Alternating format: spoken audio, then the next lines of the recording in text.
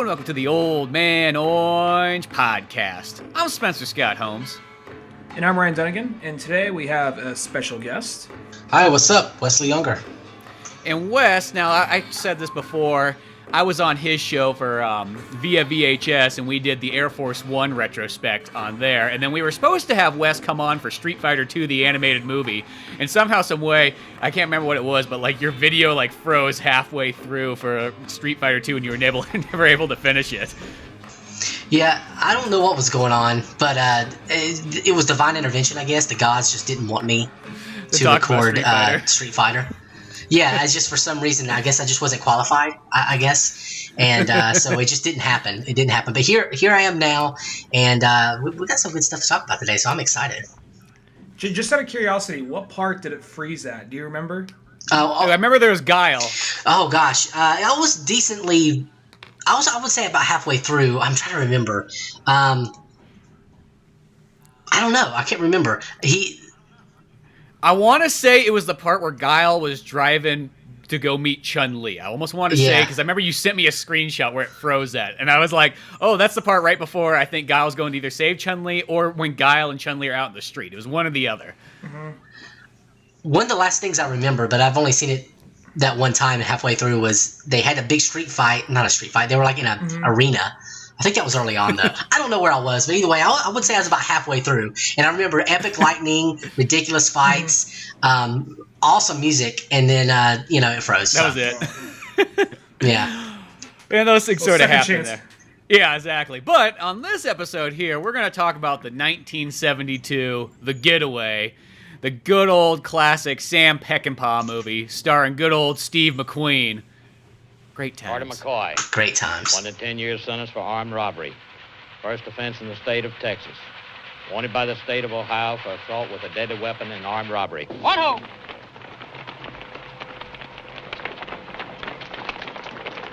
Yes, 30. Hey ho. Get that brush pile here and get it rounded up. I want it tight where to burn. Look out, McCoy. Get your axe and come on up here and catch in. Oh, man, that's just a game. I don't like this game anymore. Okay. What did I tell you? This isn't a game. It's all a game.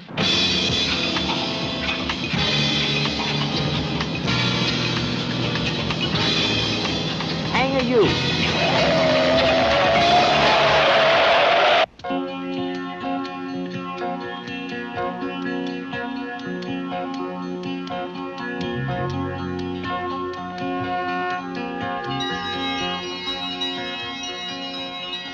I'm sorry I was late. I was having my hair done and the girl was slow. You look fine. Where do you want to go? Straight ahead. Hang and rattle, folks!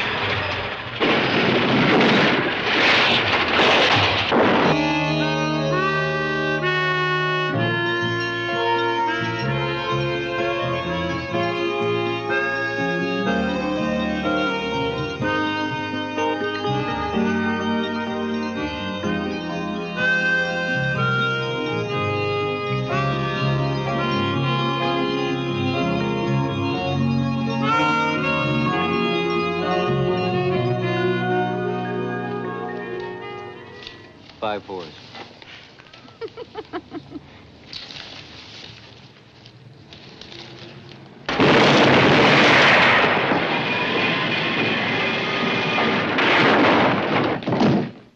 I think you'll like it, Willie. I think he got to you. Maybe. At least I got to him.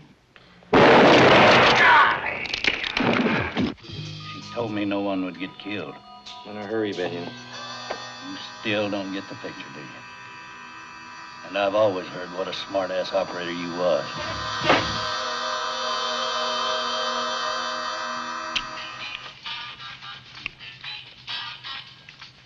Thanks.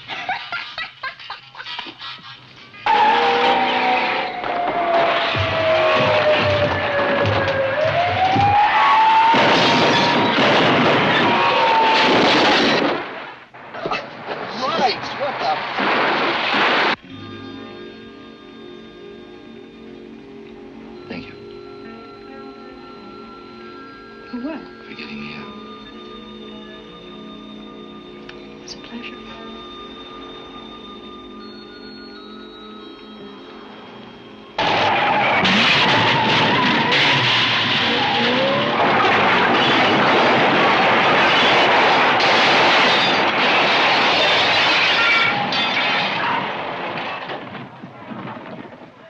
Shit.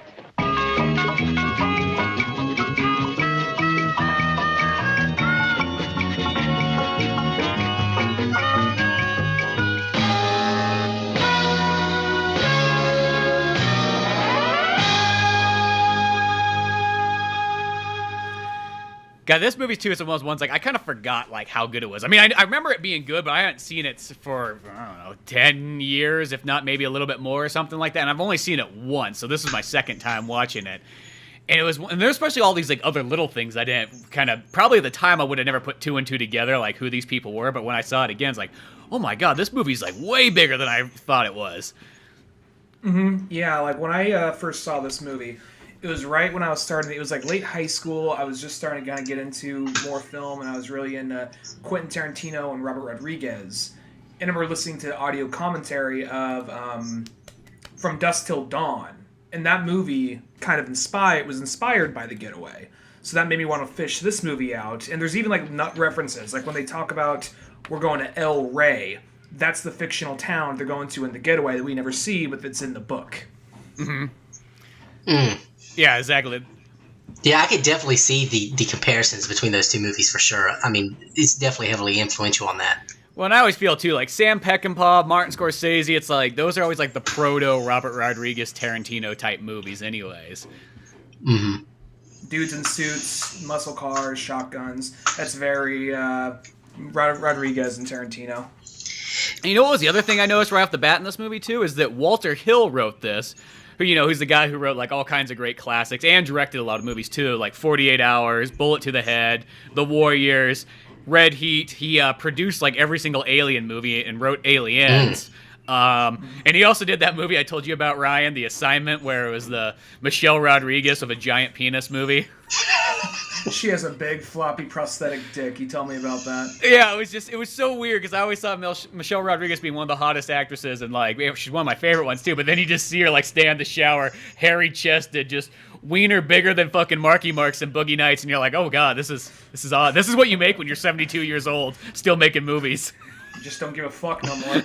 Yeah, exactly. I wrote The Getaway. What do you want? I can make whatever the fuck I want now. Sounds like he did. That sounds pretty disturbing, actually. It's actually a pretty good movie still. Well, I'm not gonna say it's pretty good. It's actually a good movie, but it's very just like, oh, that's weird. Yeah, the whole movie's about like Michelle Rodriguez is a man at first, and then she gets taken out somehow by this guy, and he pretty much gives him a sex change. Be like, yeah, this is gonna really fuck you over now. Now you're a woman. How do you like that? You didn't pay me back, so this is what you get. And then it becomes like this revenge killer movie. So, I mean, it is cool, but it's an interesting one, too.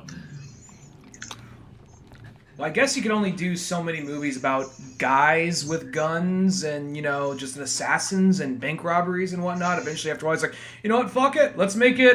Same thing. It's a revenge movie, but it's a chick with a dick. Wait, what? You heard me. I didn't stutter. Well, the dick goes away. It's only in the beginning, technically. And then then it becomes a chick, but she's a chick with a dude's mind. So it's a weird like turn of events. Let's just say that. Chick with a dick is maybe what they should have named it. Just a silhouette of a lady with just like this 70 years old, thumbs up in the corner of like the movie cover. From the creator of The Getaway and Bullet to the Head and Aliens. It's just like all these like shit. There's some big movies on there, but for some reason. This is seeming like an interesting one. Aliens and chick with a dick. So it kind of reminds me. His passion project. Yeah, it reminds me of like George Miller when you look at his filmography. It's like Mad Max 2, Mad Max Beyond Thunderdome, Happy Feet 2, Mad Max Fury Road. I'm like, what the fuck? Like what were you doing? Yeah, there was a break there. Yeah, like he's only done like 6 movies, and they're either hard R movies or they're the happiest G-rated films you can imagine. There's no in between for him. No, there's no fucking around with George Miller. Like you're going really hard or really soft. There's no in between. I guess it's the same thing with Robert Rodriguez to that extent, because it's either, you know, like something like From Dusk Till Dawn or Desperado, or like the Spy Kids, Lava Girl, Shark Boy bullshit. Oh, God. Yeah, or the Shorts movie or whatever the fuck that was. Whatever the fuck, yeah. Rainbow Rock, whatever the fuck, yeah. No, a thing about this movie, I didn't realize how much. I mean, I knew McQueen was a big deal back in the 70s and late 60s, but I had no idea he had as much power as he did. And he was the one that wanted this movie to get made, and they actually hired the writer of the book, Jim Thompson, to do a screenplay. But the ending, the third act, is so dark and gets so almost kind of like David Lynch-like. They said, oh, let's get Walter Hill in here to kind of like change it up a bit. And they're originally going to have someone else direct. I don't remember who, but then they landed on Sam Peckinpah, and he's all like, yeah, sure, why not? It pays. But even when he's just phoning it in, it still comes out pretty awesome. Yeah, exactly. It's, you know, it's Marlboro smoking, black coffee, loose women, you know, domestic abuse. I like the part where Steve McQueen's like when he's hitting fucking what's her name, Ali MacGraw, and it's like that wasn't written in there that he's supposed to just start slapping her around when he's pissed off, but that was just the way the world was in 1972. It's just like, oh, okay, well, when a woman screws up, you gotta slap her around a couple times, beat some sense into her, and then tell her to keep driving. Damn it, you screwed my boss. I knew you were giving a weird look at the Christmas party. Yeah, one of those ones. Yeah. There was that whole... Oh, go ahead. No, I was just going to say it was weird watching... What kind of went through my mind was, okay, slapping a woman around, then I started thinking about Sean Connery and James Bond, and then I realized Steve McQueen looks a lot like Daniel Craig, or Daniel Craig looks a lot like Steve McQueen. I was thinking when I was watching this, like, shit, he could have made it like a good Bond, you know? But, you know, they weren't hiring the blondes back then, I guess. Mm-hmm. Well, they always said that Daniel Craig was like a modern Steve McQueen, so that kind of almost makes sense. Yeah, I can kind of see it. It is very fitting. It also, I kind of see a little bit more of that dynamic, because at first you're kind of watching this movie, you're kind of like, why is this girl with this guy? You know, she seems like she's new to it, she doesn't entirely know what's going on. I didn't get a chance to read the book or anything, but I kind of flipped through a synopsis of it and just was catching the big parts of it. Apparently, she was a librarian who fell for the bad boy, and now she's in along for the ride in the original book, and that definitely kind of shows through the movie right here. Just the personality difference. Well, it's like in this one, it's just more like she's like the really good girlfriend. Really, she's like this person who like she makes like one mistake in there, but realistically, she's like really a very helpful person throughout this whole thing. Other than fucking trusting that guy who came up and just said, "Oh, this is how you gotta do the old locker to put your bag in." Like, other than that little problem there, fucking Steve McQueen had to go fucking ride a train for 10 hours to go get that thing fucking back. Man. Took forever. Yeah. She really is ride or die, I guess you could say. I mean, she's like the epitome of that. This script, when you're watching it, it's almost like somebody said, okay, let's take a porn script. Take out the porn, but make it kind of good. Because it's like, I mean, the same things kind of happen. Okay, like this guy is going to bang this woman in front of her husband, and this girl's going to screw the boss, and then, you know, it's just like, wow. And so they just took a lot of porn out and then just kind of, you know, put it in a good script, and it kind of worked out. Yeah, that does kind of happen. I never thought of it that way. That's a good point. Well, it's got that Quincy Jones like score that fucking Steve McQueen wanted. Too. Yeah. See, that was another big name drop in that movie. I was like, oh fuck, Quincy Jones did the music for. And then I read later, it's like technically, fucking Sam Peckinpah wanted his normal composer, and then Steve McQueen's like, no, don't want that. I want Quincy Jones. He'll put some jazz into that. I want some elevator porn music. And well, that's all they play whenever Sally Struthers and Al Lettieri are on screen together, and that whenever that happens, it's fucking awkward, because there's a part she's like, "I'll do whatever you want, no reason to go waving that gun around." It's like, all right, lose the bun, and he just grabs her bra, shakes it, lose that shit too. What the fuck is that? Like he's never seen one before. Like, what the fuck is this? Just shakes it, like doesn't even know what to do with it. They lock him up. Who locks him up? What is this thing? I'm sorry, I've been in prison for the last 15 years. This is all fucking new to me. That's like the part that's like the most like jacked up part. Is like Sally Struthers is like the worst wife for that fucking poor like animal doctor. Oh yeah. That guy just like he's just like, there's my wife, and she just went over to that guy like in seconds. Like there was no even struggle. She was just like instantaneously like, oh, look at this guy. Like, I've been dating this animal doctor for years, and then this guy comes with a gun. Fuck that, I'm going this way. And there's just parts where the guy's just fucking tied up in a hotel room. The doctor's fucking in a chair, taped to this chair, and he's just gotta watch his like wife naked in bed with this guy who's just sitting there like fucking eating ribs and watching TV. That wouldn't matter. Well, there's that whole part where he just starts throwing, like, they're joking around. They're just throwing, like, ribs and french fries at each other. And they're just like, haha, it's funny, it's funny. And then, like, one rib accidentally hits his gunshot wound. Just, I don't fucking like this anymore. Just starts throwing him harder. It gets really awkward and tense. And whenever, like, Alateri as Rudy is on the screen, I'm just like, I'm really nervous. And I did not see the remake. Michael Madsen plays that character in the remake. I know. That is perfect casting. See, I read that there was a remake in like 1994, and it has fucking, once again, Walter Hill writes it again, which is kind of interesting. But then it also had fucking Alec Baldwin and Kim Basinger as like the stars in it. Also had Philip Seymour Hoffman in there too. Like, the movie said it didn't get the greatest reviews, but it was like, I was still very interested. I was like, fuck, I kind of want to do like a retrospect now on this remake too. Compare and contrast. Yeah, why not? Yeah, I was really what I do when I watch a movie like this, especially if I haven't seen it before, because I've never seen this before, is I try to figure out who people are in the movie before I go look at the IMDb and look things up. So the Sally Struthers thing completely lost me. It took me. I didn't realize that till I started reading halfway through. I was like, "Who is this girl?" I'm like, "Oh, that's Sally Struthers. What the hell? What the hell happened?" Other than cake. But but then it took me a while to realize that guy with the porn mustache was Salonzo from Godfather. Oh yeah. Oh yeah, it was. I just don't realize. Yeah, I was like, "Holy shit!" And it took me a while to figure that out too. I'm like, he looks so familiar.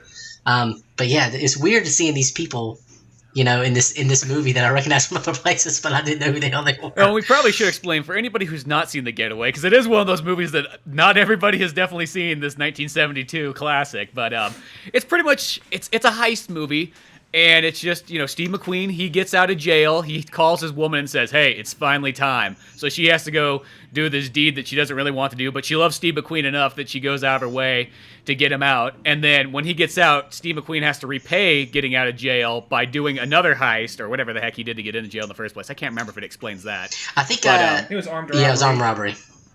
Okay, so then he has to do another heist. So him and these two other guys, I think? Mm-hmm. Yeah, two other guys and then the wife, they pretty much pull off this heist. And it goes mostly pretty well until one guy decides to shoot the fucking security guard. And then from there, that's when it kind of separates. And you got Steve McQueen, and then you got, what's the other guy's name? Ali. The character's name is Rudy. Yeah, Rudy. Rudy's the name of the character, but Al Lettieri or something like that. And he's the guy who's pretty much just going to screw everybody over in the long run and such. But Steve McQueen kind of gets away, and then it just becomes this movie of them going back and forth trying to find each other. And then the guys who are waiting to get fucking paid from doing this heist, because it's the whole business thing, and it kind of comes together at the end. So that's kind of what it is. I mean, like, when I sort of explain it like that, it almost sounds like any heist movie that you've kind of seen nowadays, give or take. And you could say it's one of those movies that, like, yeah, that kind of maybe was, like, a big, like, start for a lot of these people that wanted to make heist movies later on. But it still has, like, a fresh feeling. It doesn't have, like, I'll use an example of a movie like Death Wish. That's one of those movies, like, if you watch that later in life after you've seen a bunch of other revenge films, you could see where it's like, well, that doesn't really seem nearly as amazing as I thought it would be. But it's because you've seen so many other things build up from it. You get the history of it, and you understand it, but it's not the same as if you would have saw Death Wish when it first came out. I think that would have been a big, like, oh, whoa, what the fuck?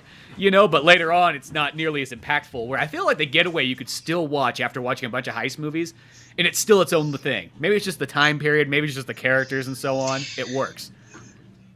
The time period works perfectly with it. It's like a 2-hour-long, like, Johnny Cash song. Is what it was. What it kind of felt like. Yeah, I mean, I really enjoyed that, and I don't think that's why the remake, it just doesn't sound that appealing to me, because I would imagine they still did it in a modern setting as opposed to doing it in 1962 or 72, because what's the fucking point in that? But to me, it fits better in this time frame. It just, black coffee and cigarettes and that kind of shit. It works, Yeah,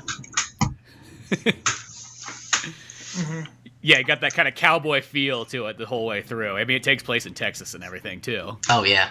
Well, when I think of Sam Peckinpah, I mean, I know he's not the only one that does this, but like you said, Wes, kind of like black coffee, cigarettes, guns, like muscle cars. That's what comes to mind. I know because most of his work is primarily either something like this, like Bring Me the Head of Alfredo Garcia, or The Getaway, or the traditional Western like The Wild Bunch. Pat Garrett and Billy the Kid. Yeah, Pat Garrett, Billy the Kid.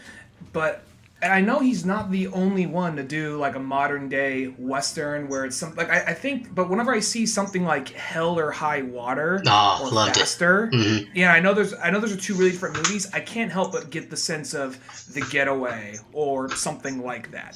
Mm-hmm. No, and maybe The Getaway is that movie that kind of gives, like, it could have been one of those, like, real early on, like, hey, here's a modern Western, because I can't really think of too many ones beforehand. Not saying that there probably isn't something out there, but, because that's what this movie is. I mean, this movie could be all on horses, and it'd be just the same, you know what I mean? It could totally work in that style, too. Yeah. And I love that modern Western style. I think there's just not that many movies that do it. Maybe that's why I love it so much. I mean, I already love Westerns as is, but modern Western, too, it's just that cool, like, subgenre that you just don't see that often. You know, you see it even... The neo-Western. Yeah. Well, even neo-Western, that makes me think of like something like 2049. It's a Western. Well, it's the whole trilogy. What is his name? I'm looking it up real quick. Oh, Taylor Sheridan, who wrote Hell or High Water and Sicario. And he just did Wind River, which is in a lot of ways a Western, too. It doesn't have the same aesthetic because it's like fucking cold the whole time. It's like he's Well, I remember my buddy told me about when he told me, he's like, dude, you gotta watch fucking Wind River. You gotta watch Wind River. And then I watched it, and because he was like, dude, it's a modern Western. You're gonna love it. And I watched it, and I was like, well, it's more of a murder mystery movie is what it is. It happens to take place with Jeremy Renner as like a fishing game thing, which I thought that was really cool. But like that's what it was a murder mystery movie first and foremost. And I looked, I'm like, there's a bunch of Native Americans. Is this why he's calling it a Western? Because Jeremy Renner's is wearing a cowboy hat and there's Native Americans. There's a horse that went by. Yeah, it's got a lot of Western elements in terms of the characters, though. But you're right, though. I mean, in terms of aesthetically, it's not at all really a Western, except for the fact that there's Indians and cowboys, kind of. But yeah, yeah. No, it's still an interesting movie, definitely. And then, Hell or High Water was amazing. And then Sicario, I actually just picked that one up because I'm like, I gotta see that movie. I somehow, some way missed it in theaters, and I was like, I knew I'd like it, but you know how that goes. Sometimes something else comes out the same day, and then you just never get around to the other one. I still have not seen that movie, but it's on my list. I hear nothing but good things about it. Hell or High Water is my favorite of his three, but they're all really, really good. It is that movie's so good. That was a movie I just like, let's check it out. I saw it was cheap and it was available for rent. I'm like, oh my god, this is one of my favorite movies of the year. I'm so sad I didn't see this in theaters, and I want to get that movie just because it's just. We'll go back to Getaway in just a second. It's just not only I know it's like a dark, serious movie, but just the small amount of humor they pepper throughout it. Just as that part, he's just like, hey, this is Hey, I said give me Dr. Pepper. It is. No, it's Mr. Pibb. Only assholes drink Mr. Pibb. Start drinking. Oh yeah, there's just so much good stuff in that, but The Getaway is kind of like that too, because Getaway has like that weird little dark comedy sprinkled throughout. Like one of the parts that just makes me laugh so much is the part where like. It happens with the doctor and Randy Rudy. Harold, and then Sally Struthers. And he's like, he goes to knock on the bathroom door. He's like, it's been 10 minutes. What's taking so fucking long? And he opens the door, and the doctor's just fucking hanging in there. And then he just sits down the toilet, pulls up the newspaper next to him, like, whatever. Don't have to deal with his stupid ass anymore. But it's just like that poor doctor guy. His life has been so shitty in the last like 48 hours that this is what it turned into. The whole like story between like Harold and Fran. Their whole thing is he was probably the most put together guy in town. He was the nice guy. He's like, oh, if you marry me, you could be my receptionist down at the local vet. It'll be a good, steady, easy paying job. Maybe. Once every 3 years, we'll go on vacation, maybe to even Hawaii. And then like all of a sudden, like this guy comes in, presents her a little danger, and she's like, "Oh wow, he's the bad boy. I'm so used to the nice guy." So that's where it's almost like two dynamics of that of that relationship. You have the Steve McQueen Ali MacGraw one, and then the Rudy one with Fran, Sally Struthers. Rudy is a badass, but why? Like, first of all, he's like shirtless. You know, painting a little kitty, which I guess it was like symbolism there or something. I don't know. Petting some pussy, yeah. Yeah. Here's a hint. The cat liked them. Yeah. The cat liked them. So foreshadowing for what's to come. Yeah, and it was just so weird. It was the whole thing was creepy and pervy, but I guess it worked for him. I don't know. He's a great villain. I mean, he's even like there's a part where he says like I don't need no need for a bulletproof vest or whatever. He would always call everyone brother in the middle of the job, but he could screw anyone over at any moment. Just very like the wild card of the bunch of everything in there. And yeah, it's just so funny, just like because like the dynamic does go back and forth between like Steve McQueen and Ali technically have this like very good relationship. Yeah, there's like issues in it, but like if you really think about it, it's like they get along pretty darn well for the most part, other than like one little thing. And even through like all the problems, they still stick together really well. Where then you got this other like one where clearly the doctor and Sally Struthers was never a good relationship apparently, or like he probably thought it was. She probably was bored out of her mind. So the second this guy comes in, it just changes it all. And now it's just totally messed up. But the movie will almost interconnect like the editing of like both of their scenes back and forth, to almost like that they kind of match, but like in a polar opposite way. I like Ali MacGraw in this. No, yeah, she does a really good job in this one too. And she says herself that she didn't think her acting was that good, but I think that character is a very strong character for this kind of movie. You know what I mean? I mean, other than she does one dumb thing, but that's okay. It's not like it's a irredeemable kind of dumb thing. It's just one of those things where it just made fucking Steve McQueen have to go fucking chase down a guy on a train. Yeah, I mean, she wasn't just there to unbutton her blouse and stuff. Like, she was like a real character. Like, and I really enjoyed that aspect of the movie, because especially back in these times, I mean, obviously you got Steve McQueen slapping her around, so they're not trying to what's that rule where you have to have two like female characters have dialogue with each other? It's the Brechtel Raw or Brechtel something like that.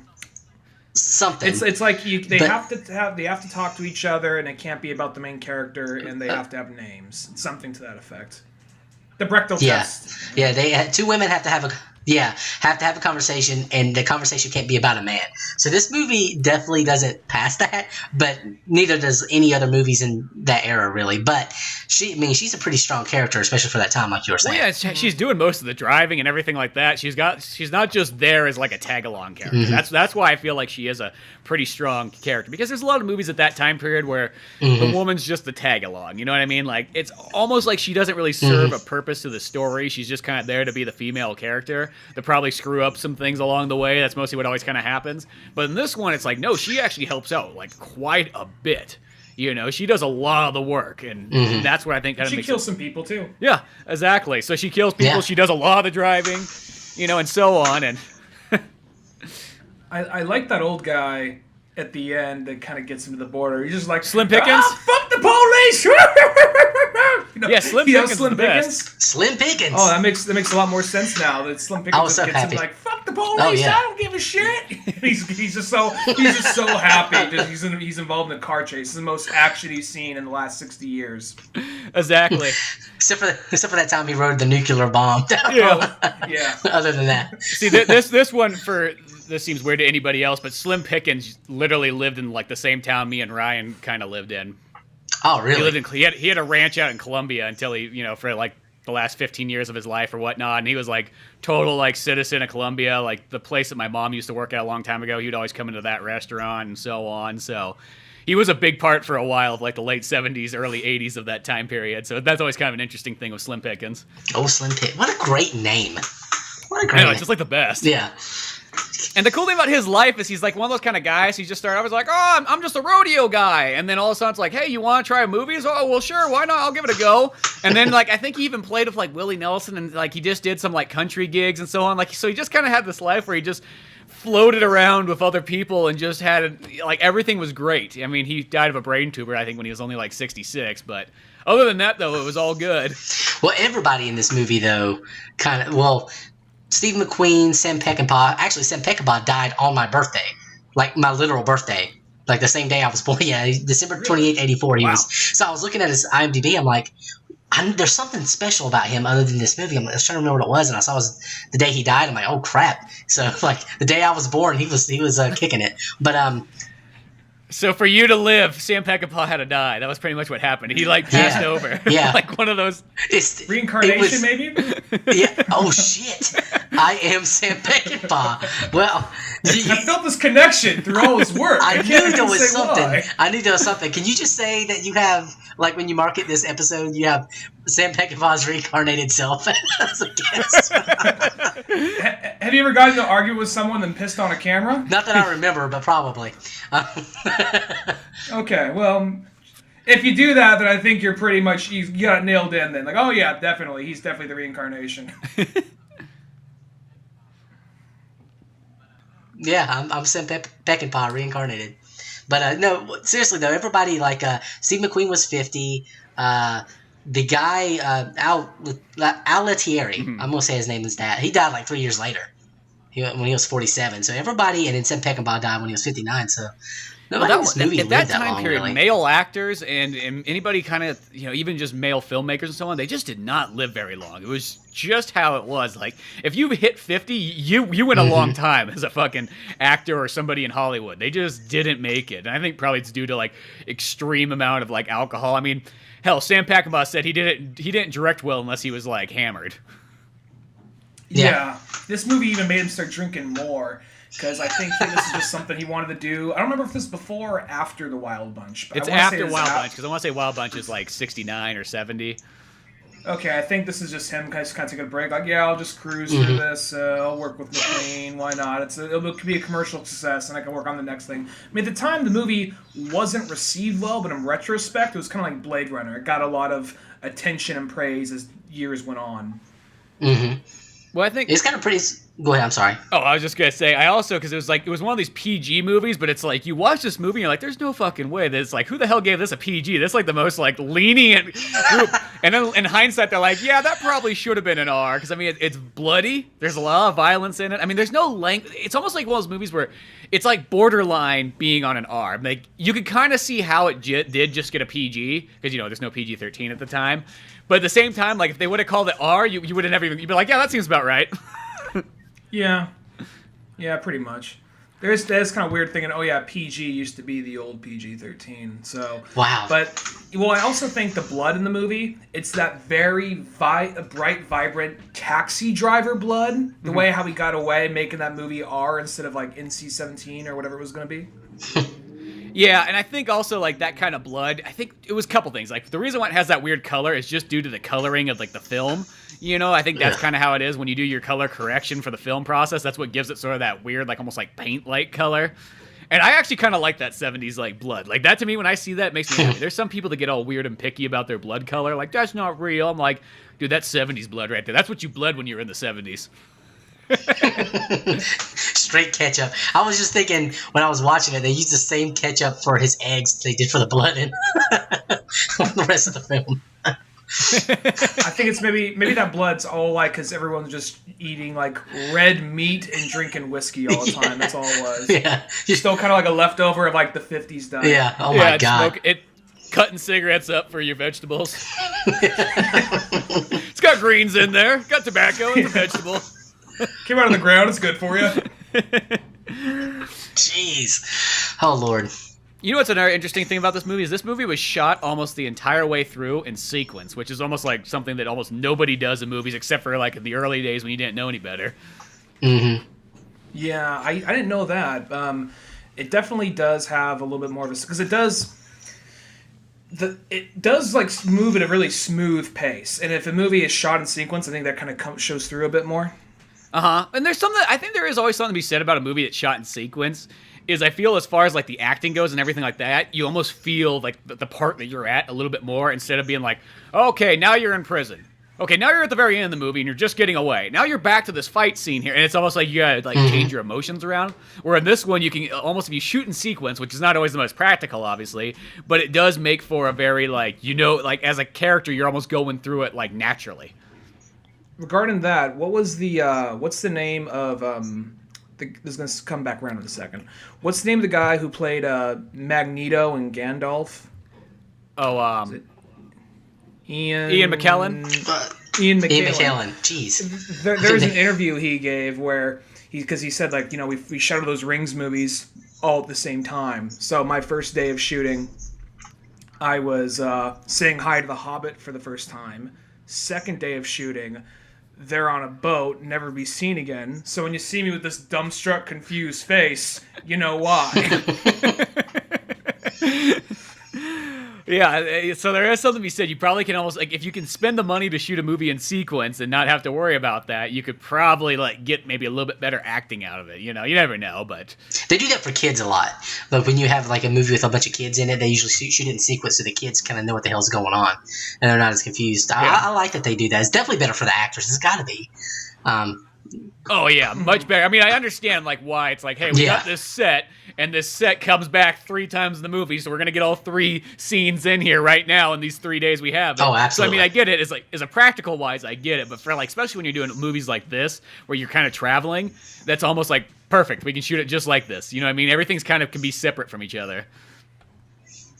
Did you guys, by chance, look into... Because this movie ends pretty early on from where the book continues. Did you guys look into what happens when they get to El Rey? No. Now, I know that it's different because Steve McQueen he wanted a happy ending, because it sounds like Steve McQueen was sort of a dick on this movie. Not, like, totally, but, like, he was like, I get final cut, I get more pay, blah, blah, blah, blah, blah. Because, like, he was the one who edited it, and even Sam Peckinpah said, he's like, Steve McQueen just chose all his, like, Playboy moments. He didn't go for, like, the rough and gritty, like, probably better acting scenes. He probably just went with the ones that made him look better, So it'd be almost interesting to see somebody kind of put this back together in a little bit slightly different way, just to kind of just re-edit it for no reason at all, just to see, like, what it would look like. But that was almost the reason why, like, because it feels like it should probably have one of those more darker endings. Like, when I was rewatching again, I'm like, does this movie have... I couldn't really remember what the ending was. And they do just have they give, fucking Slim Pickens $20,000 for his old truck. He's all happy, hops on back to, America. And then they just drive on off into the sunset. And I even, like, went through all the credits. I'm like, does it actually have anything afterwards or something, like, weird? Like, because it just feels weird to actually, for this type of movie, to have that kind of almost optimistic ending where it's like, shit, they got away with it. It all worked out. It wasn't Butch Cassidy and the Sundance Kid. It wasn't like, a lot of Westerns are at that time period where things just started to get dark. It wasn't a Martin Scorsese movie. It was this kind of like, oh, fuck, everything's all fine and dandy. The book, apparently the book almost went into, like, this David Lynch-esque level. And originally when they tried to make the movie, they were pitching it more as a thriller and more as kind of Alfred Hitchcock-y. And the original book took place in the 50s. And they're like, well, let's make it in the 70s. And you know what? Sam Peckinpah is suggesting we make it more of a genre action film more than a thriller. And when they get to the town, they realize, okay, so it's this town. You have to pay to get in. You can never leave. And it's ran by El Rey, who is this, big the king. Mexican crime lord guy, the king. And the thing about that, though, is everything there, since it's a very lavish lifestyle, everything there is really expensive. And it's not overly priced expensive, but it's like, you have to spend X amount of money each year you're there. Otherwise, you get booted out into this other zone of it. And they realize that, oh shit, we're gonna run out of money eventually, because that's what happens to everybody there. They eventually run out of money, and they go to this other zone. This other zone, by this point, is ran by gangs of cannibals. Oh. And they realize, oh shit, they're freaking out. They're going around this town trying to figure out how the fuck they're gonna get out of here, what they're gonna do next, and they realize they can't. So the Steve McQueen character, McCoy, goes up to this doctor, and he's almost thinking, well, maybe if I can make this money last, I can live here a bit longer, and I don't have to split it between me and my wife. So he goes to this doctor. He's like, she has something wrong with her. Can I maybe talk you into possibly giving her this surgery and then killing her? He says, yeah, I would do that, only you killed Rudy, and Rudy was one of my best friends. And also, your wife tried to pull the same shit on you. And then this is all happening while some festival's going on. And they're talking, and they realize, you know what, one day we're going to run out of money, and we're going to end up in that cannibal zone. let's agree to tough this out as long as we can, and the day we go into that, we'll try to survive, and if it gets too much, we'll just kill ourselves. Holy shit. All right. That would have been a good sequel. It ends. That's like a complete, that's almost like a sequel in itself. It's almost like such a big part that's like, I was almost going to say, oh, that's like a fourth act of the movie that's missing, but that's more, I mean, you could tell that in a half an hour, but boy, that could be a total movie. That could be the Getaway Part 2. Yeah. Do you think the Alec think Baldwin one goes into that? I'm pretty sure it doesn't, but that'd be so cool if it did. Yeah. Well, one reason why I kind of looked into this movie, as I said earlier, I really like From Dusk Till Dawn. I was listening to the audio commentary, and they make multiple references to that. And Quentin Tarantino said in the remake, he says, I was excited when the remake was coming out because we're going to finally get to see what El Rey looks like, or who El Rey is, and see his town. And then we don't see it, and he was a little frustrated. And he says, we don't see it in this either. But to bring it back around to that, how they kind of make all their stuff in the same universe, at least some of the Robert Rodriguez stuff. The name of the main character of Planet Terror is El Rey. And they say, so that's who you really are, and that's meant to take place in the same world. So I thought it was kind of interesting. Like, okay, so he's El Rey. So they bring it around sort of that way. Well, that's cool, because that almost, in a sense, that when it's like that right there sounds kind of like From Dusk Till Dawn, though. You know what I mean? That sounds, I mean, From Dusk Till Dawn is definitely its own thing, but you could totally see where that idea kind of spawned and definitely comes into play. And that almost, see, that's the perfect example. Is like, I think someone should make a fucking sequel to the Steve McQueen one. Like, literally have it take place in 1973 or whatever like that. It's a period piece. Get fucking Daniel Craig to play Steve McQueen, and we'll actually make the sequel, because that would be so cool to see that, like, part of it. And I mean, yeah, I get the budget-wise. That makes sense for the 70s one. I mean, even for Rudy, originally Sam Peckinpah wanted Jack Palance to be fucking playing Rudy in there, and he couldn't afford his budget, so that's why he didn't have him. And that's the guy I always think of him from, like, City Slickers. He plays Curly. Oh, yeah, that dude. But, right. Yeah, that guy. So that's the one he wanted. And he was in Batman, right? Yeah, he's like, you're my number one guy, Jack. That guy.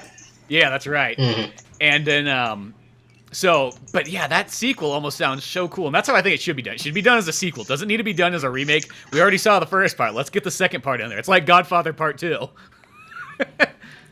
Mm-hmm. I know that you're not a big fan of when they take a shorter story and expand it into like one long series, but I can actually see like HBO or Showtime miniseries of them taking maybe the parts they didn't put in from the book, then make it into a movie, making it one, like, I don't know, like a 6 to 12 part miniseries. Each episode's an hour long, maybe, or something like that.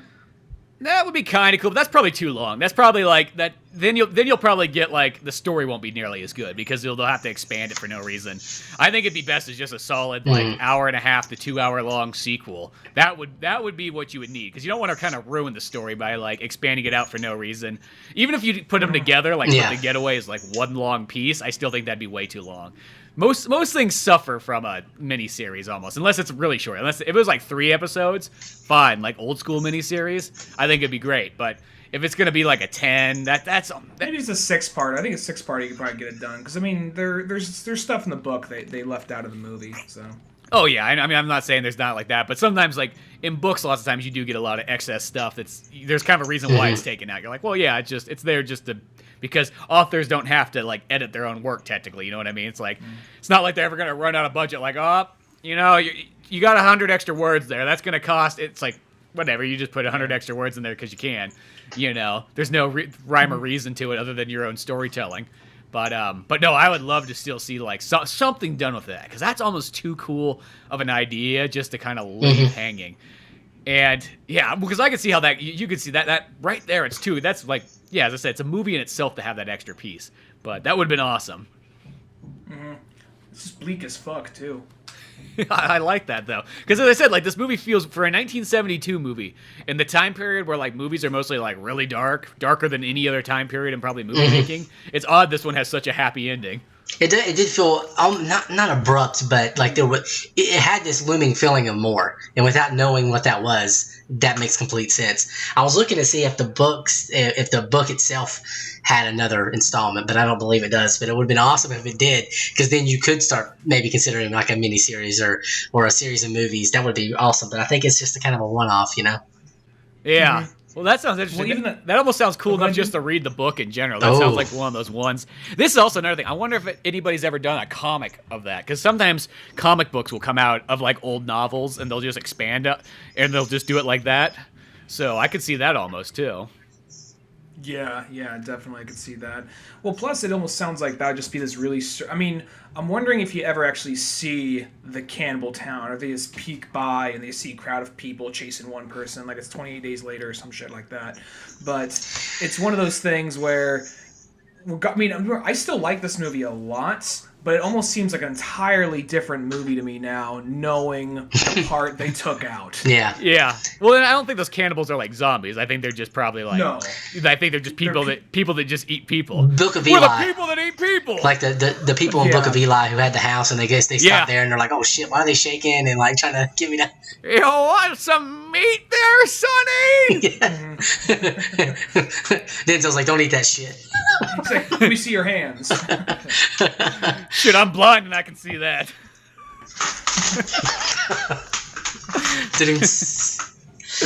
But no, the Getaway in itself, just as is still an amazing movie, and just so on.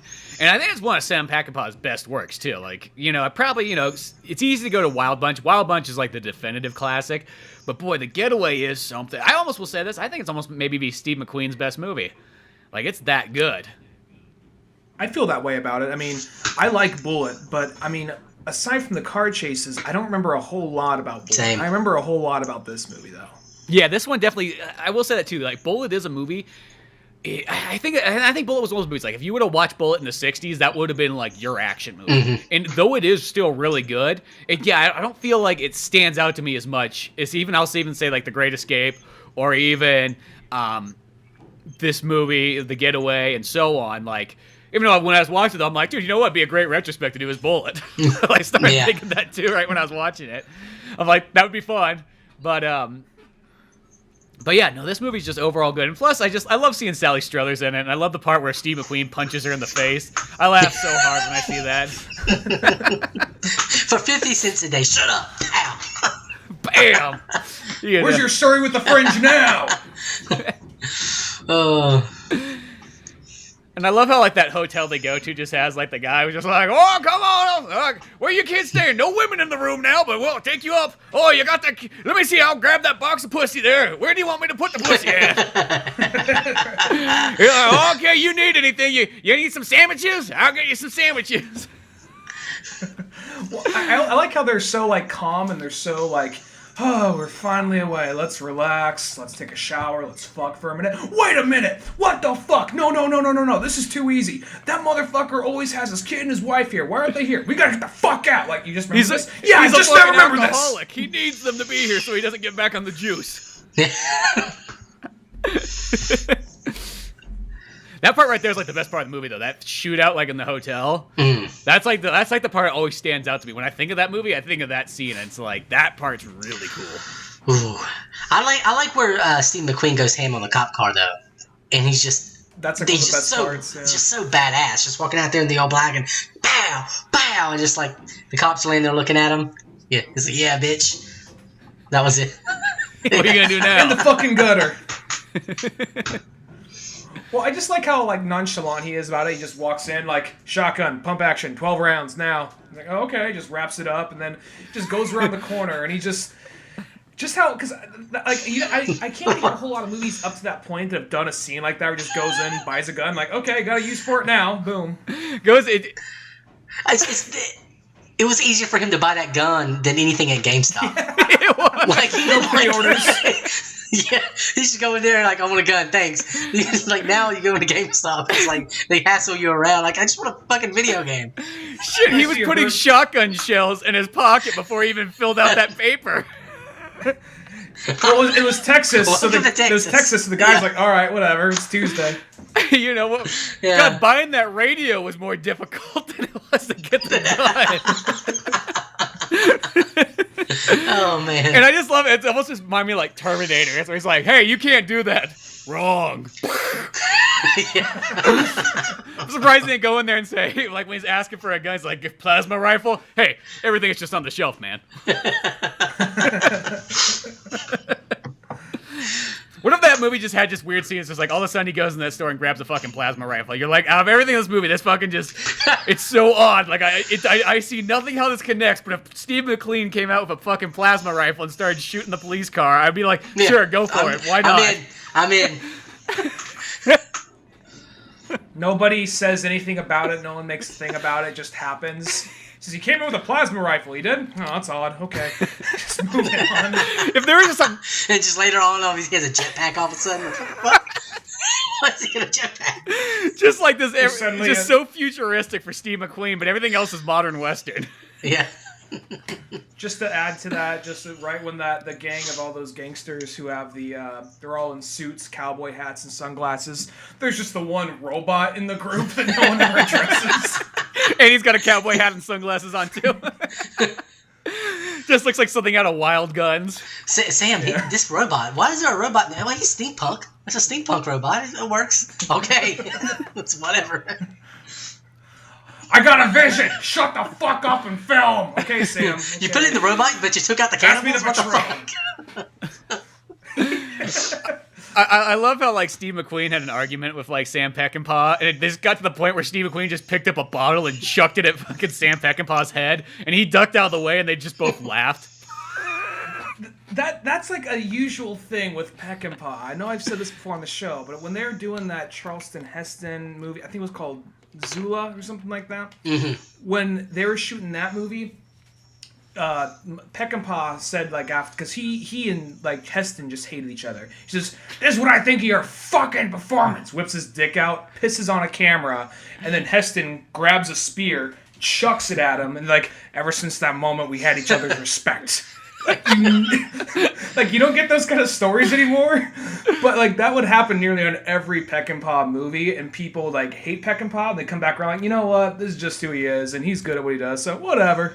I know the last time I could really think of that is just that George Clooney story on Three Kings, where what's his name punched George Clooney in the face. David O. Russell. Yeah, David O. Russell. No way. Yeah, apparently David O. Russell just fucking hated George Clooney, and it was almost like the studio's like, well, get him. ER does good. The kids know who he is. Put George Clooney's like, fuck that pretty boy actor. I don't want his shit in my head. He's a terrible actor. Nobody can act. You know, he's just horrible at what he does. He's stiff. Blah, blah. I don't want him. So the whole time they're just pissy. And David O. Russell sounds like the most, even though I love his movies, he sounds like or at least at that time. And this is like early on. So this is like, he's barely made anything, and he's already shitty to like everybody on set. And George Clooney's like being the nice guy to all like the people, like the crew and the actors and, you know, the extras. George Clooney's got their back. So of course this is now David O. Russell's enemy. He's like Spartacus for like the crew practically. The rise. That explains why there's such a gap, because it was like David O. Russell did some shit and then he didn't do some shit, and then all of a sudden he comes out with like 3 or 4 great movies in a row. Mm-hmm. That explains. See, he's a good director, but I just I'm not too sure if he got over that over time or what, but. Yeah. Well, there's even this picture. I have this book called Rebels in the Backlot, and I let Spencer borrow it. And there's a picture in the book where you're flipping through, and it breaks down a couple different movies and directors that changed things back in the 90s. And the examples they use is Spike Jonze, Wes Anderson, David O. Russell, Robert Rodriguez, and Tarantino. Tarantino, and I believe there's a 6th one in there that I'm forgetting. Well, there's like some mini ones, because that's where I got that story, was from that book. But there's some mini ones in there too. Like there's a little section on the Wachowski brothers. There's a little section on Kevin Smith. But it's like, yeah, it follows like 5 or 6 main directors, and then it has little ones along the way too. But oh no, Paul Thomas Anderson. That's the other one. That's right, Paul Thomas Anderson. But there's a picture where in the David O. Russell section where you see Ice Cube and George Clooney, David O. Russell, and I think maybe someone else all take a picture together. Spike Jonze, that's right.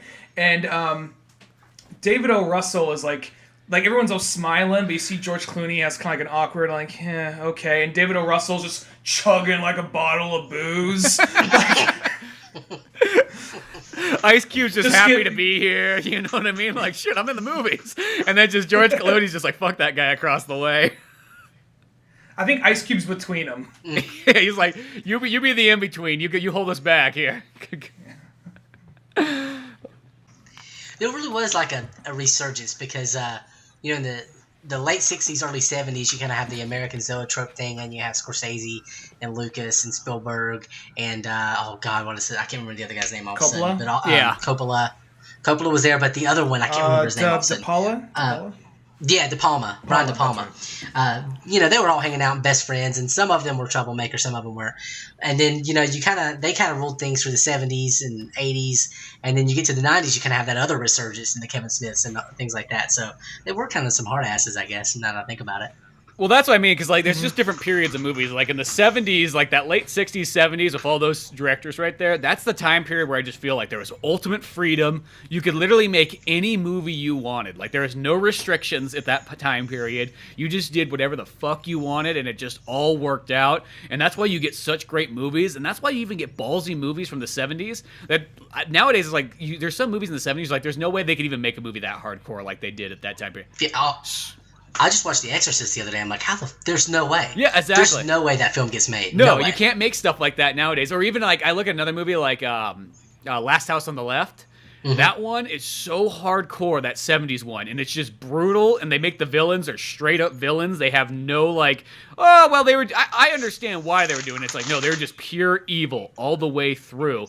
And that's just stuff that you just really can't have. I just feel like nowadays is much. There's almost like, that's too much. Maybe, probably a straight-to-DVD movie could get away with it, but not something in theaters. Let's just say that. Give me 30 seconds, guys. I feel like somebody's knocking at my door. Give me 1 second. I'm sorry. Okay.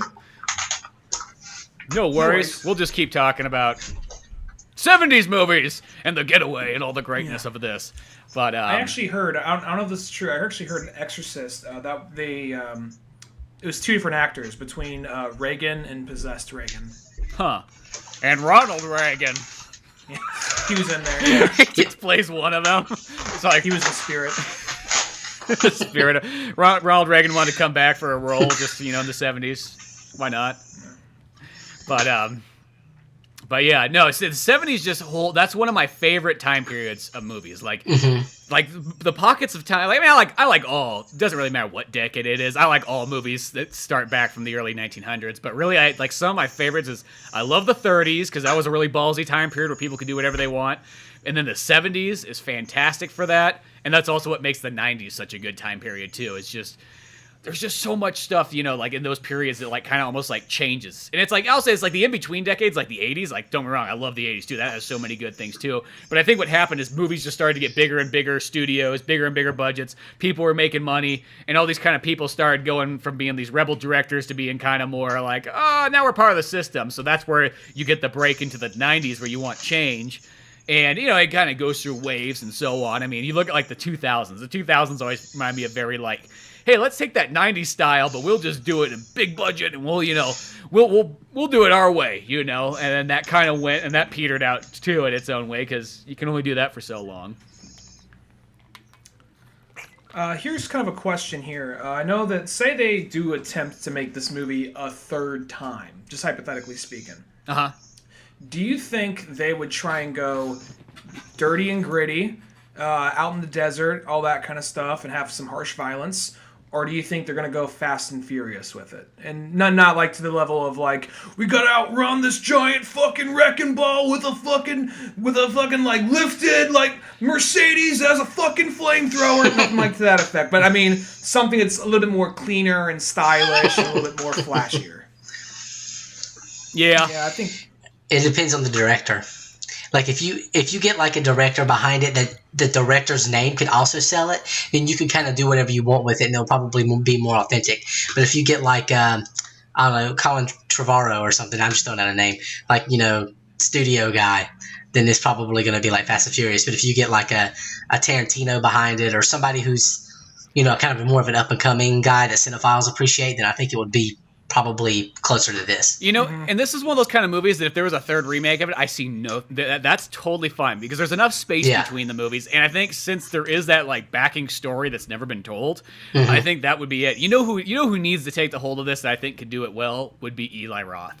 Have Tarantino and Robert Rodriguez produce it, and have Eli Roth write and direct it. I think he would understand this, because he's like, to me, I always feel like Eli Roth's the guy. He's just like Tarantino. He just hasn't got enough like movies out there yet to kind of be it. But like he has that film love like more than almost anybody else. When he sits down and talks about movies, he knows movies inside and out. So I feel if there's somebody who's going to do it right, I think Eli Roth would be the choice.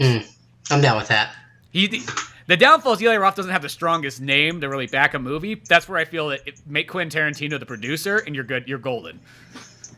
Yeah, I mean, I could see Tarantino because he said he has 10 movies in him, and if he does this Charles Manson movie, and then Star Trek, if he does that, then he's probably just gonna. I can see him just producing a lot of stuff, and I can see him trying to get more Eli Roth stuff off the ground because I know they're bros. Mm-hmm. I think you're going to get one more out of Tarantino, and the reason I'm bringing that up is because when I watched this, what this reminded me of when Tarantino a while back, the movie he was going to film instead of the Manson movie or Star Trek, the movie that everybody was floating around as his next thing was that Australian gangster movie, and when you listen to the premise of it, now it was set in the 30s though. So it wasn't set in the 70s, but it was a 1930s Australian gangster. But it sounded similar to this, and I have a feeling that it took some inspiration from this film, for sure. Which I still want to see that version. I still want a 30s Australian gangster movie. Sounds pretty badass. Yeah, you don't get enough Australian movies, that's for sure. No, definitely not. He does seem to be stretching like a muscle he didn't use for the first half of his career. Because for a while it was all just usually Los Angeles, gangsters, guys in suits, and then he did Kill Bill, which was more fantasy, not literally fantasy, but more stylized kung fu movie with kind of western. And now he's just doing all these Tarantino-esque historical movies. So I would be curious to know what Australia looks like in the 1930s through to Quentin Tarantino. Yeah, that would be really, really, really awesome. No, that would be cool. Who directed? Hold on. Edgar Wright did Baby Driver. Oh, he'd be good. He would be good. Yeah, I bet he would love this. I bet he probably likes this movie. I could see this movie slightly inspiring Baby Driver. A little bit, yeah, definitely. Well, because he really likes car movies too, so he would be, and that would be kind of a nice one for him too. Because I feel like you would still want to have that sort of '70s grit. So it'd be like almost a little bit different for him from his normal kind of movies, but it would be like not that far off that I don't think it could work, Because he has a very stylish kind of style, almost like in the same way that Robert Rodriguez does. That's why I was thinking of somebody who had a little bit less style and more just kind of like grit, and that's where I feel like someone like almost like an Eli Roth. I'm trying to think of somebody else that's like modern, that's not like the hugest director, but like one of those like, oh, that's a really good one right there that would. Chad Stahelski. Who's that? He directs the John Wick movies. Oh, that guy would be good. Yeah, he would do that really good. I think he could do that really well. You just need somebody who has like who put together Faster. Like that director I think would do it well too. Oh, sorry, I keep throwing out names. I just keep getting ideas. James Mangold, who did Logan. That guy would be a good choice. Yeah, because Logan definitely had that 1970s modern western vibe to it. Even took inspiration from like True Grit, which I know is a traditional western, but still definitely that was noticeable. The guy who did the 1994 remake was Roger Donaldson, and some movies that I think we all know that he did was Dante's Peak, Species, Cocktail, Bounty. Yeah, shit. That's one of those good directors. Dante's Peak, I always say, is the best like disaster movie ever made. So Dante's Peak, one of the best disaster movies. Yeah, dude. Okay. Dante's Peak is like, it's literally like, I consider it like the perfect disaster movie. There is absolutely nothing wrong in that movie. I haven't seen it in so long, but same here. I haven't seen it forever. Fucking good. Like every time I watch it, I always just go, God, this movie is so perfect. Like you just can't get more perfect than that film. And then plus the special effects are so amazing in it because it's like one of those last movies that still use like models and so on. So it looks just really fucking realistic and yeah, it's so cool. That's a kind of disaster movie I might be able to get behind because I'm not really into disaster movies. I'm just tired of big CG tornadoes and CG waves. I'm fucking tired of that bullshit. Unless it's Twister. See, I miss it. You miss it? I love disaster movies. See, when I was growing up, that was the movie. They all suck. I hate them all. One of my least favorite movies of all time is Day After Tomorrow. I hate that movie. Thank you. That is one of my most hated movies too. Yeah, Thank you. I hate that movie, but when 2012 came out, and Day After Tomorrow came out, and Twister came out, and Dante's Peak, and Deep Impact, which is my personal favorite disaster movie, I got fucking excited for all of them. And so I wish they would just like do one well, because even Geostorm was so bad. Like I just want. Well, did you see San Andreas? Yes. Oh, I couldn't even finish it. No. Really? I consider that one like a perfect disaster movie too. Like I love that. I mean, it is in terms of what makes what usual disaster movies are. It is really it works, but I just couldn't get through it. Because what brings down a disaster movie to me is like Yes. is when they have shitty characters that you don't care about. It's like they're just there just to annoy you the whole time. And San Andreas That's and fair. both Dante's Peak don't have any of that. Like all the characters are good. Nobody brings down the movie, and then the special effects are cool and so on like that. Like I'm most people like I like disaster movies a lot. So it's not that I like every single one because not all of them are perfect. But like when they do them right, it's like that is always cool. It's like, and that's always a good way to show off special effects. I think nowadays why disaster movies aren't nearly as popular as they once were is because like in the 90s it was almost like, oh shit, look at this stuff we can do with our special effects. It was epic. Yeah, it was a big like Twister was a humongous movie. It's not really like that remembered nowadays, but in 1995, Twister was like the fucking one of the biggest movies, you know? Only thing I love Twister. The only thing I didn't like about it is it could rip a nail out of a 2x4, but couldn't get that bra off Helen Hunt. I'm like, how does that work?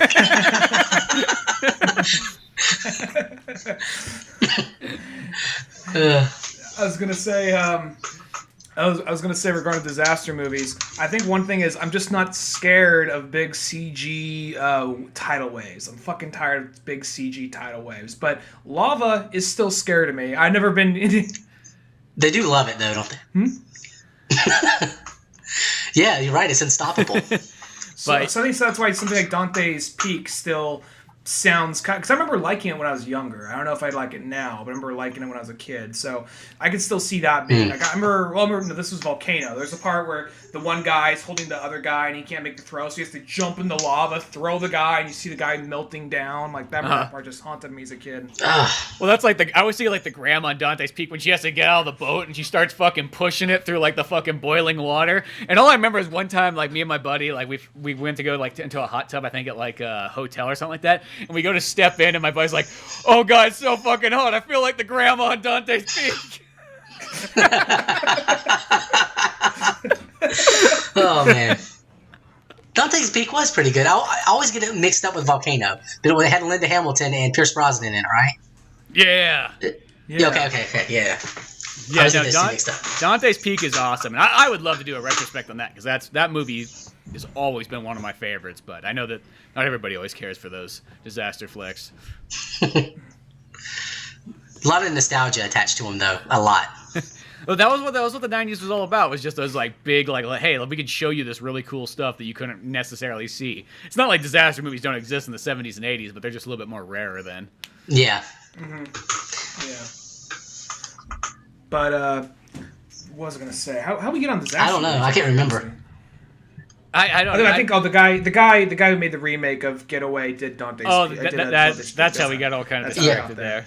Yeah, but no. I could see them do another remake of this, or I could see them just leaving it as is. Regardless, I think this movie is worth revisiting because it still holds up as a good movie, and I think it still has enough of its own personality. And I mean, I would give them super credit if they just did a straight up sequel.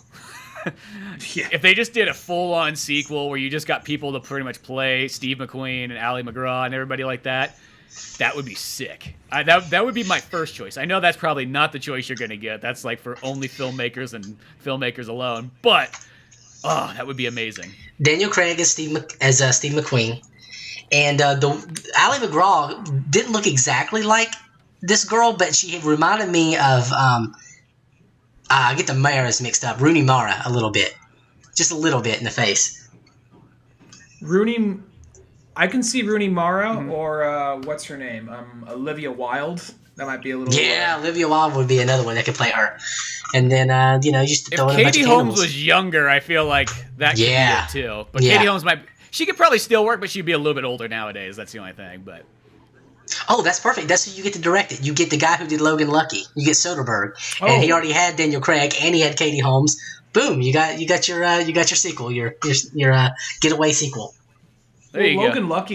Logan Lucky even feels kind of like it doesn't feel like The Getaway exactly, but it feels like a 1970s kind of heist, like a little bit more of a comedic vibe to it, but that has that kind of like 70s action film vibe to it. Yeah, and it was weird too because I just watched it and it felt like it was in an alternate universe because you can't pin down what time frame they're in. Like at certain times you feel like they're in the 60s, 70s, and 80s, and then other times you're like, oh, it's a modern movie because there's a brand new Mustang, and it was a weird film. So yeah, it's one of those movies where I think it takes place in modern times. Just there's a lot of old stuff in it. Yeah. I know. Real quick about Logan Lucky, it was really weird for me watching it because I grew up in Charlotte, North Carolina, where the movie's set and all this stuff. And my wife, when we started dating, she worked for Dale Earnhardt Jr. She worked at the junior motorsports thing. So it was weird because I met a lot of the drivers. So it was weird watching it. Not only at that Charlotte Motor Speedway, but I kept seeing like Brad Keselowski and all these drivers I had met in the past. And I was like, this is weird. Like they were like right around my hometown. So that Days of Thunder, when I watch them, are surreal. I'm like, oh God, get the 2 NASCAR movies where I'm from. Jeez. Good, dude. I like Days of Thunder. That's a great Tom Cruise flick. The barn is literally right beside where I grew up. The barn, Really? If I was at my parents' house and to drive to my wife's old house, I would have to pass the barn every single time to get over there. The old Days of Thunder barn. Oh wow. Oh, that's so awesome. Well, that's cool. But yeah, well, that's probably a good place to wrap this one up. Good old Boy, time. do we have a good old time of The Getaway. One of those movies that when you watch, you just kind of go like, God damn, that's how a movie is made. There you go. It's just like perfect. And that's probably a movie that nobody else is really going to talk about anyways on a podcast. Yeah. It's just one of those kind of hidden gems. Because I don't know if you've noticed this, Wes, but do you ever notice about all the podcasts that talk about movies that very few people go 70s and back? Yeah, I actually regret that about mine a little bit because on my list, you've seen it before. I mean, it has the 70s on it. So I have like I think 100 movies from the 70s, but it's hard to get people I think the only one I've done so far is Jaws and Clockwork Orange, I think, was actually the 60s, but I'll let it pass. But yeah, I mean, people don't want to do the 70s movies much, and those are like my favorite ones. Yeah, exactly. Well, Clockwork Orange is, I think it's 74 or 76. I don't know. It's definitely one of the oldest ones on the list, for sure. Yeah, but like I noticed that because I noticed that myself. I'll scroll through the list of everybody's podcast, and I go, God, nobody ever talks about anything. If they talk about a 70s movie, it's either Godfather, Star Wars, Jaws, the big ones, but nobody goes for any of like the odd like. I just noticed nobody goes that far back. Shit, me and Dunigan, we did a 60s one, and I was like, God, I think we're like the only people that's talked about a 60s movie on a podcast. It was Where Eagles Dare, and it's so weird because it's one of those things where we're probably one of the only podcasts to do an not audio commentary, but a retrospect on Where Eagles Dare and do a mocking audio commentary on Pokemon the first movie. So yeah, that is a wide spectrum, a very eclectic spectrum there. we cover grounds, but like with the Old Man Orange, I think it essentially fits when you do an old Clint Eastwood movie, But other than that, though, talking about The Getaway, that's awesome. If you've never seen this movie, it is totally one to go out and check out because it is awesome. Watch it. Especially if you love that kind of modern Western, you love that kind of grit, and if you're really into kind of that Tarantino, Robert Rodriguez, Martin Scorsese, it's in that same kind of category. But good stuff to be had there. But other than that, though, make sure to check out oldmanorange.com for more comics, podcasts, videos, and more. And Wes, you want to give a shout-out to wherever people can reach you at and join in your fun? Yeah, join in my fun. It's Via VHS at Via VHS on Twitter. I'm on Instagram. You can find my podcast on iTunes, Stitcher, Google Play, all the fun places, Pornhub, pretty much everywhere. It's a really good time. We talk retro movies, 70s, 80s, 90s. Anything that you played in a VCR is what I talk about. So, yeah, check out Via VHS. Awesome. And thanks for having me on, by the way. Oh, we're glad to have you. Oh, no problem, Wes. We're finally glad we, got around to doing it. You know how that always kind of goes. Is the second that, like, something doesn't work, the next thing you know, it's almost like, okay, we'll get to it. And then, weeks pass, and that's just what happens. It takes diligence. It really does. Diligence, but, yeah. We'll have to get you on it's like, for once you get one. it going, you realize how easy down. it is. But, yeah, you'll have to come back on, and we can do more movies, because it's always fun. Having 3 people always kind of changes that dynamic up a bit, so that's always cool. I agree. But till then, I'm Spencer Scott Holmes. And I'm Ryan Dunigan. And special guest, Wesley Younger. Awesome. Well, we'll see you next time. Bye, folks. Thanks again for listening to the Old Man Orange podcast. Be sure to check out oldmanorange.com for more podcasts, comics, animations, videos, and a whole lot more. You can easily support the show by buying something from one of our Amazon links on the website or in the show's description itself. Doesn't cost you a penny, but every single thing you buy from there just by using that link to take you to Amazon helps us out a bit. You can also really help the show out, though, by spreading the word the good old-fashioned way, and rate and review us on all the sites that you find this podcast. Anything from iTunes to Podbean to Newgrounds, YouTube, you name it, any little bit helps. Give a sub and share it to your friends, family, any jamoke you see out on the street, you let them know about Old Man Orange podcast. And be sure to check out the Old Man Orange comic book Pizza Boys on both Amazon and Comixology. Till then, we'll see you some other time.